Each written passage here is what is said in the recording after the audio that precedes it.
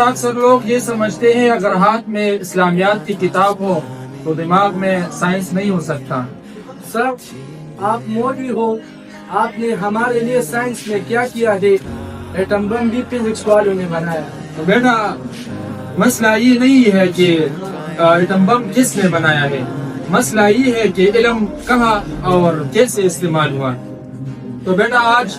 نئی یورینیم سے بات کرتے ہیں۔ تو بیٹا ہمیں پتہ ہے کہ یورینیم 235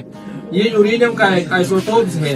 اور ایک سیمپل میں جو ایٹم بم اس سے بہت سارے ایلیمنٹس کو کلیکٹ کیا جاتا ہے، اور پھر اسی یورینیم 235 پر اس کے ساتھ جب ہم نیوٹران مکس کرتے ہیں تو اس یورینیم 235 سے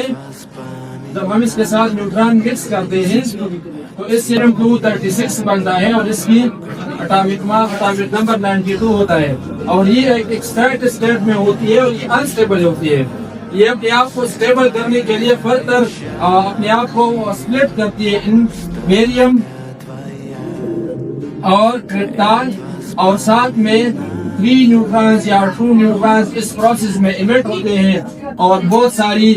گام اور جو انرجی اس ایٹم بم میں پیدا ہوتی ہے وہ اصل میں ماس انرجی میں کنورٹ ہوتی ہے۔ وہ ہے آئنسٹائن کی ایکویشن E=mc²، آئنسٹائن ماس انرجی ایکویشن ہے۔